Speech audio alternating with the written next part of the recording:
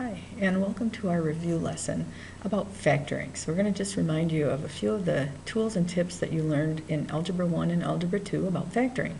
We're going to begin here with the greatest common factor.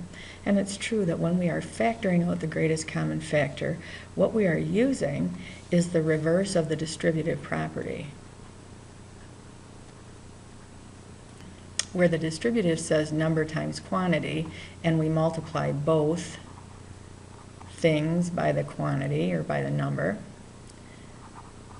The reverse of that says what can come out of those. So let's go from this way to looking like that.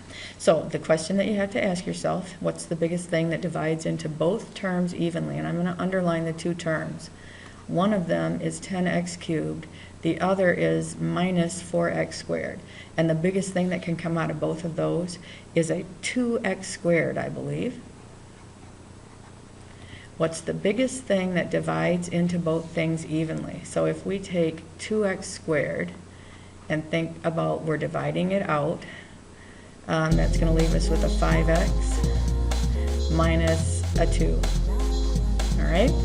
I'd like you to take a look at this two-term expression and factor it. Please pause the video. Here's my work for that problem.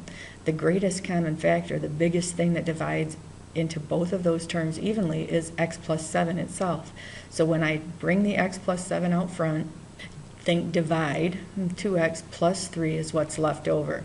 And we're going to use that as we go into objective 2, which is factoring by grouping.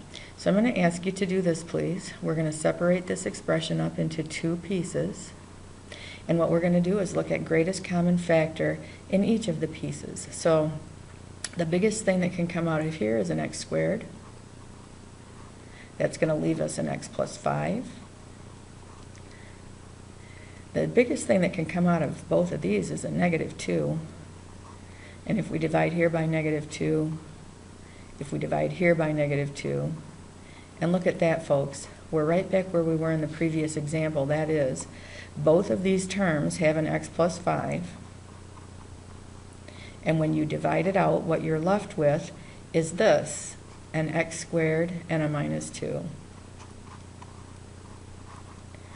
Now, this one does not factor, so we are finished factoring with this thing. All right, very good. Our third thing that we want to talk about here is factoring trinomials. Many of you, if you've gone to Clio High School, have learned the box method. Some of you may have used the FOIL method, and either is okay, but we're going to use with the box method. And it works for any factorable quadratic that has this format, ax squared plus bx plus c. To factor this, we're using the x box, is what many of you will call it. We multiply coefficient here and here. So 1 times negative 14, and we need to find things that multiply to make negative 14. At the same time, they have to add to make negative 5. Let's see. I'm thinking negative 7 and 2. The box part of this, you will remember, you begin by putting what you know has to be there, an x squared and a minus 14. Then it's these two, the two factors that you came up with, each of them with an x. And once you have the box filled in, then it's to work backwards. The greatest common factor of each row and each column comes out.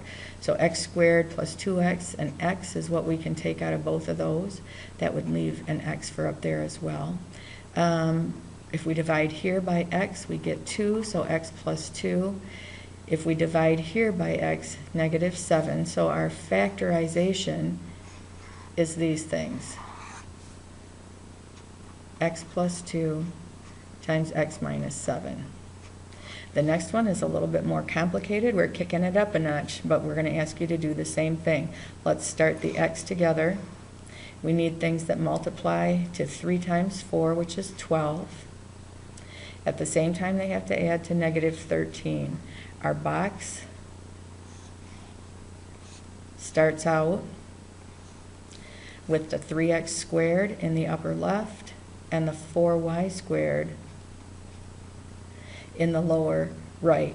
Don't be messed up by that whole y squared thing. It just means that these guys are going to be xy's. Whatever you find here is going to be with an xy here, with an xy here. All right, I'm going to have you pause the video and work that problem out. Here's my solution to that. The factors that add up to, or multiply to make 12, but add to negative 13 are negative 12 and negative 1.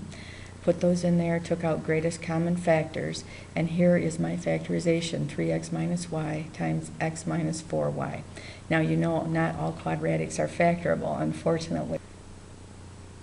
Our last objective is factoring by pattern, and I'll tell you, what we're going to learn here, what we're going to remember here is that if we can recognize patterns, that makes our work a lot easier. For example, the difference of squares pattern says, if you start out with a perfect square in the first term, minus a perfect square in the second term, the factoring pattern is always the same. It is the square root of the first term, which would be ax,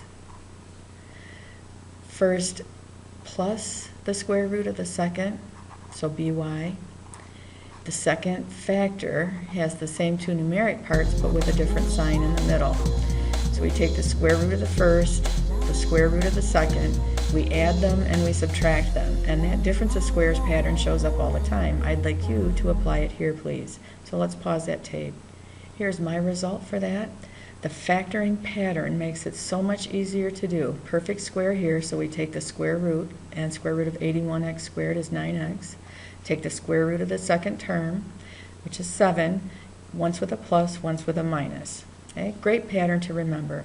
The perfect square trinomials, again, are a little bit harder to recognize for some folks, but again, the patterns are quite simple. In this quadratic, what you'll notice is you've a perfect square on the first term, a perfect square on the last one, and the inside term is 2 times whatever the square root of this is times the square root of that. That's a little bit more difficult pattern to recognize. However, it factors this way. It's a plus b times a plus b, or they call it a perfect square trinomial because it's this, a plus b squared. This one, the only thing that's different is the sign. So this would be a minus b times a minus b, or a minus b squared. All right, I'm going to ask you to pause the video and let's work out these two. You should be able to use to do both using that pattern. Here's my work for that. Square root of the first term is x, square root of the last is 7. These were both positive, so it's plus and plus. Here, the square root of the first term is 4x, the square root of the last 7. So, and since the middle sign is negative, they both have to be negative. Those patterns will really help you out a ton. The last patterns that we have to talk about are for the sum or difference of two cubes.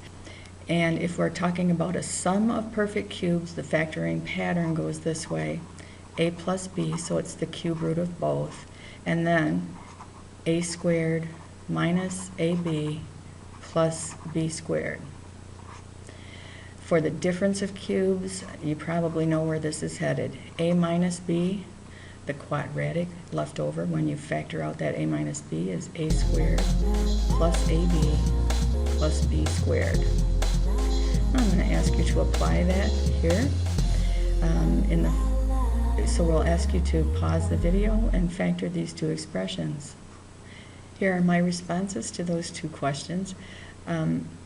If you're not coming up with the same thing, remember to set up for yourself what's A, what's B, and then just following the pattern tells you what to do. So also, if you're not trusting yourself, you can always multiply using the box method to see if you get back to the same thing. And our last activity today asks us to factor completely. This is a clue, folks, that there might be more than one factoring thing going on here. The first thing I notice here, though, this term is a perfect square because the square root of that is 9x squared. This is a perfect square, of course. 4 is the square root of 16. So a difference of squares would tell us that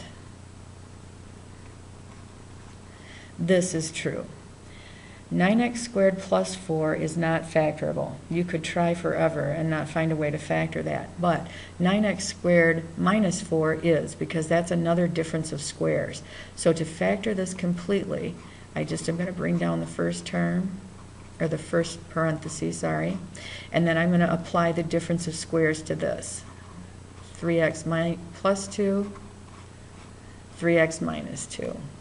And we have factored that thing completely. I'm going to ask you to get out there and do that U-try as quickly as you can, and we'll talk about this in school.